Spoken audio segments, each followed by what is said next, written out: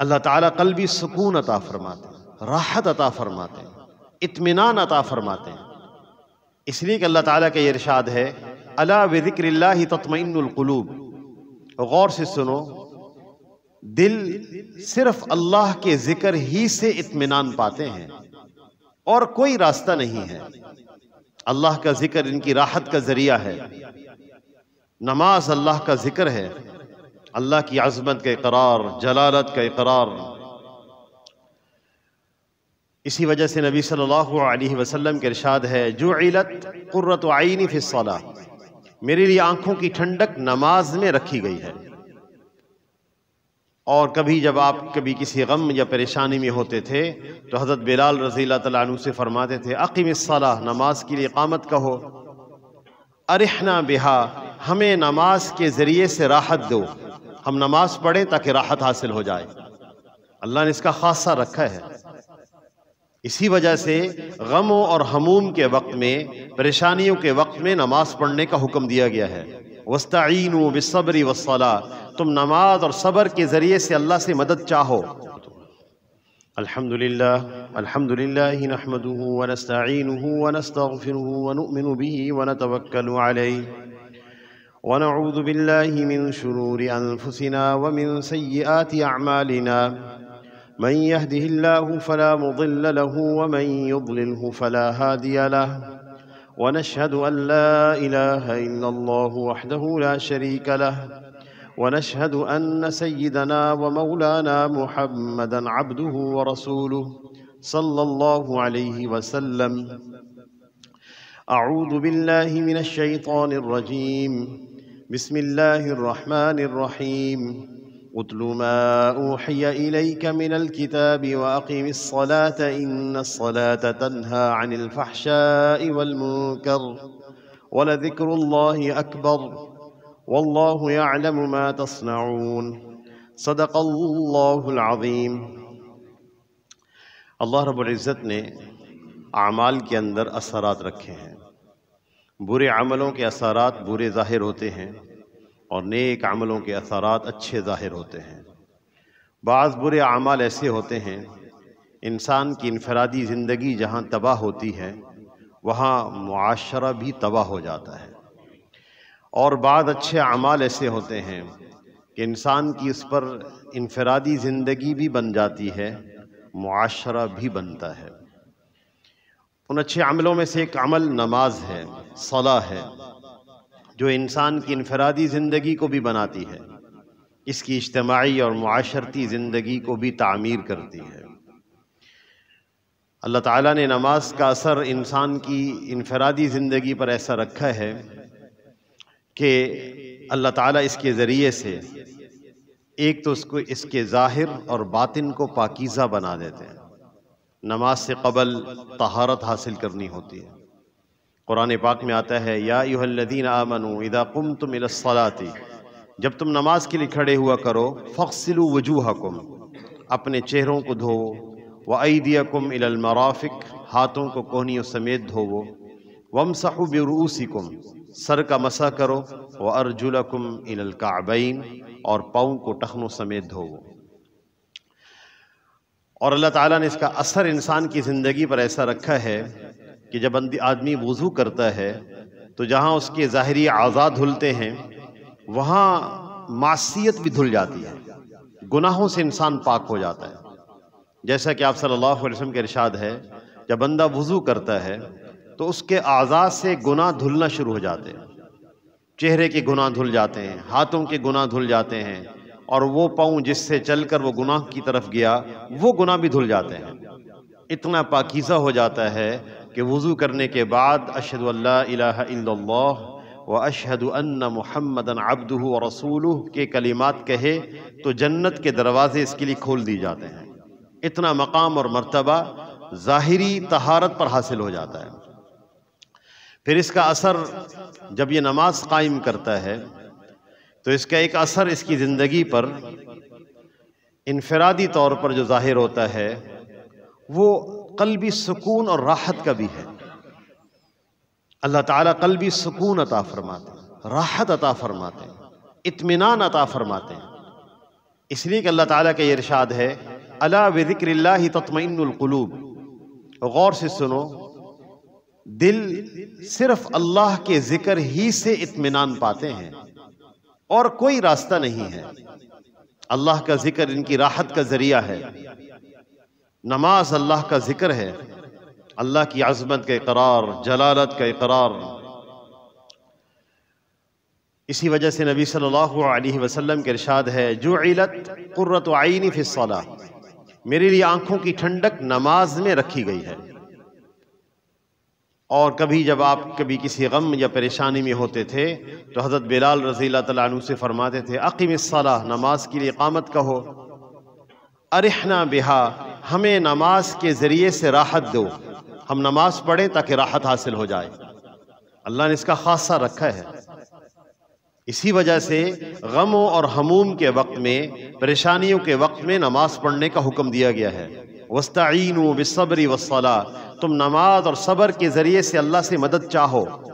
اللہ نے اس کا خاصہ رکھا ہے۔ دل کو راحت نصیب ہوگی، قلب کو راحت نصیب ہوگی، اور حقیقی راحت۔ اور یہ خالق سکون کا وعدہ ہے جس نے سکون کو پیدا کیا۔ اور نماز کا اثر انسان کی انفرادی زندگی پر یہ بھی ہوتا ہے کہ اس کو اللہ کا قرب اور اللہ کا تعلق نصیب ہو جاتا ہے۔ جتنا نماز کی عبادت سے اللہ کا تعلق نصیب ہوتا ہے، ایسا تعلق کسی اور عمل سے نصیب نہیں ہوتا جتنا نماز سے بنتا ہے۔ اس لیے کہ آپ صلی اللہ علیہ وسلم کے ارشاد ہے، حدیث قدسی ہے، کہ جب بندہ نماز میں کھڑا ہوتا ہے اور سورۃ الفاتحہ پڑھتا ہے تو اللہ تعالیٰ اپنے بندے سے ہم کلام ہو جاتے ہیں، اتنا قرب بندے کو مل جاتا ہے، اتنا تعلق نصیب ہو جاتا ہے کہ قسمت الصلاۃ بینی وبین عبدی نصفین نصفها لی ونصفها لعبدی، میں نے سورۃ الفاتحہ کو دو حصوں میں تقسیم کیا ہے، آدھا یہ عمل میرے بندے کے لیے اور آدھا میرے لیے ہے۔ فَإِذَا قَالَ الْحَمْدُ لِلَّهِ رَبِّ الْعَالَمِينَ، جب بندہ کہتا ہے الحمد للہ رب العالمین تو اللہ تعالیٰ فرماتے ہیں حمدنی عبدی، میرے بندے نے میری تعریف کی۔ اور مفسرین نے لکھا ہے کہ یہ کلام کہ اللہ تعالیٰ فرماتے ہیں کہ میرے بندے نے میری تعریف کی ہے، یہ اس بات پر دلالت کرتا ہے کہ الحمد للہ رب العالمین، اس کی اللہ کی تعریف کرنا قبول ہو گیا ہے۔ اور جب بندہ کہتا ہے رب العالمین، آگے کہتا ہے الرحمن الرحیم، تو اللہ تعالیٰ فرماتے ہیں اثنا علی عبدی، میرے بندے نے میری ثنا بیان کی۔ جب بندہ کہتا ہے مالک یوم الدین تو اللہ تعالیٰ فرماتے ہیں مجدنی عبدی، میرے بندے نے میری بزرگی کو بیان کیا۔ اور جب بندہ کہتا ہے ایاک نعبد و ایاک نستعین تو اللہ تعالیٰ فرماتے ہیں ھذہ الآیۃ بینی و بین عبدی ولعبدی ما سأل، یہ آیت میرے اور میرے بندے کے درمیان تقسیم ہے، اور میرا بندہ جو مانگے گا میں عطا کر دوں گا۔ اور کیا تقسیم ہے کہ بندہ کہہ رہا ہے ہم تیری ہی عبادت کرتے ہیں اور تجھ ہی سے مدد مانگتے ہیں۔ اور پھر جب بندہ یوں کہتا ہے صراط الذین انعمت علیہم، ان لوگوں کا راستہ، اہدنا الصراط المستقیم، صراط الذین انعمت علیہم، ان لوگوں کا راستہ، ان سیدھے راستے کی ہمیں ہدایت دیں، ان لوگوں کے راستے کی ہدایت دیں، انعمت علیہم، جن پر تیرا انعام ہوا ہے، غیر المغضوب علیہم ولا الضالین، ان لوگوں کا راستہ نہیں جن پر تیرا غضب ہوا، اس سے مراد یہود ہیں، ولا الضالین، اور نہ ہی ان لوگوں کا راستہ جو گمراہ ہو گئے، اس سے مراد نصارہ ہیں۔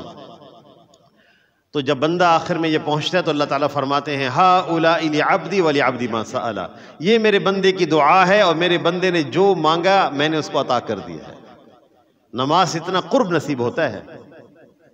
اسی وجہ سے جب بندہ سجدے میں جاتا ہے تو آپ صلی اللہ علیہ وسلم کے ارشاد ہے اقرب ما یکون العبد من ربہ وہو ساجد، سب سے زیادہ قرب نماز میں اللہ سے جو نصیب ہوتا ہے وہ سجدے کی حالت میں ہوتا ہے۔ فَأَكْثِرُ فِيهِ الدُّعَاء، اس لیے اس میں دعا کی کثرت کیا کرو۔ اتنا تعلق اور قرب نماز سے نصیب ہوتا ہے کہ اس کی وجہ سے اللہ تعالیٰ اپنا دیدار عطا فرما دیں گے۔ تو نماز کے انسان کی زندگی پر انفرادی اثرات بھی ہیں، اور پھر اس کے اثرات انسان کی زندگی پر معاشرتی بھی ہیں، اجتماعی اثرات۔ سب سے بڑا اثر انسانوں پر ظاہر ہوتا ہے وہ اللہ جل شانہ نماز کی وجہ سے اجتماعیت، اتفاق، اتحاد امت میں پیدا فرما دیتے ہیں اگر نماز صحیح معنوں میں پڑھی جائے۔ اس لیے کہ کہیں بے ہنگم اجتماع کر لیا جائے، لوگوں کو جمع کر لیا جائے تو اجتماعیت نہیں ہو سکتی، دل آپس میں نہیں جڑ سکتے۔ لیکن کوئی ایسی جگہ جہاں ہم لوگ جمع ہو اور وحدت عمل ہو، عمل ایک ہو، سب ایک ہی عمل ادا کر رہے ہیں اور سب کا مقصد ایک ہو، اللہ راضی ہو جائیں، مقصد ایک ہو، عمل ایک ہو، کسی ایک کی اطاعت میں اس طرح کوئی عمل انجام دے رہے ہوں کہ جس میں امیر اور غریب یکساں ہو، کوئی امتیاز نہ ہو، تو اس عمل سے اللہ تعالیٰ اجتماعیت کی شان امت میں پیدا فرما دیتے ہیں۔ جیسے حج میں بھی یہی عمل، ایک ہی طرح کا لباس اور ایک ہی طرح کی عبادت اور طواف ایک ہی رخ پر، اور سب کو ایک ہی دن عرفہ میں جمع ہونا ہے اور ایک ہی وقت میں مزدلفہ آنا ہے اور پھر مینا آنا ہے اور پھر کنکریاں مارنی ہیں اور ایک خاص لباس میں اور ایک ہی خاص ورد کے اندر امت میں اجتماعیت کی شان پیدا ہوتی ہے۔ بالکل اسی طرح نماز کے اندر ایک امام کی اطاعت میں اور وحدت عمل، ایک عمل کے ساتھ، اور پھر مقصد بھی ایک ہو، تو اللہ جل شانہ اس کی وجہ سے امت میں اجتماعیت کی شان کو پیدا فرماتے ہیں۔ اسی وجہ سے آپ صلی اللہ علیہ وسلم نے ارشاد فرمایا کہ جماعت کی نماز اکیلے کی نماز سے 27 درجے زیادہ فضیلت رکھتی ہے۔ تو نماز با جماعت پڑھی جائے۔ نماز کا ایک اثر، اور پھر اللہ تعالیٰ نے نماز میں صفوں کو درست کرنے کا فرمایا کہ صفوف کو درست رکھا جائے، اس میں آگے پیچھے نہ ہو۔ تو صفوں کی درستگی کا اثر ہماری زندگیوں پر کیا ہے کہ آپ صلی اللہ علیہ وسلم نے ارشاد فرمایا کہ لَتُسَوُّنَّ صُفُوفَكُمْ أَوْ لَيُخَالِفُنَّ اللَّهَ بَيْنَ وُجُوهِكُمْ، کہ تم صفوں کو درست کیا کرو، کہیں اگر ایسا نہیں کرو گے اللہ تعالیٰ تمہارے درمیان پھوٹ ڈال دیں گے، افتراق پیدا ہو جائے گا۔ یعنی صفوں کو درست کرنے کا اثر ہماری اجتماعی زندگی پر ہے، ہماری معاشرتی زندگی پر ہے۔ اللہ نے ہمیں ایسی عبادت عطا فرمائی، اور اس کا ایک اثر جو اخلاق کی صورت میں ہماری زندگیوں پر ظاہر ہوتا ہے وہ کیا ہے؟ ان الصلاۃ تنہی عن الفحشاء والمنکر، نماز بے حیائی سے روکتی ہے۔ حیا ہمارا جوہر ہے جس پر تمام اخلاق کی عمارت کھڑی ہے، سارے اخلاق کی عمارت اس حیا کے جوہر پہ کھڑی ہے۔ اگر یہ ضائع ہو جائے انسان کے سارے اخلاق ضائع ہو جاتے ہیں۔ اسی وجہ سے یہ ارشاد ہے اذا فاتک الحیاء فاصنع بما شئت، جب تمہاری حیا فوت ہو جائے تو پھر تم جو مرضی کرو۔ حیا فوت ہونے کی صورت میں اخلاق ضائع ہو جاتے ہیں، تو حیا کی حفاظت نماز کے ذریعے سے ہوتی ہے۔ اس کی وجہ یہ لکھی ہے کہ چونکہ نماز میں انسان اللہ کا ذکر کرتا ہے، اللہ اکبر کہہ کے اللہ کی عظمت کا اقرار کرتا ہے، اور پھر نماز میں اللہ تعالیٰ کی ثنا اور تعریف کرتا ہے، اور رکوع اور سجدے میں تسبیح اور تحمید کرتا ہے، اور بار بار یہ اقرار کرتا ہے کہ اللہ ہی کی ذات بڑی ہے اور اللہ تعالیٰ کا حکم بڑا ہے۔ تو جب دھیان سے نماز پڑھنے کی توفیق مل جائے، استحضار سے نماز پڑھنے کی توفیق مل جائے، تو اگر گناہ کی جگہ آتی ہے تو بندے کو اپنا رب سے کیا ہوا اقرار اور عہد یاد آ جاتا ہے۔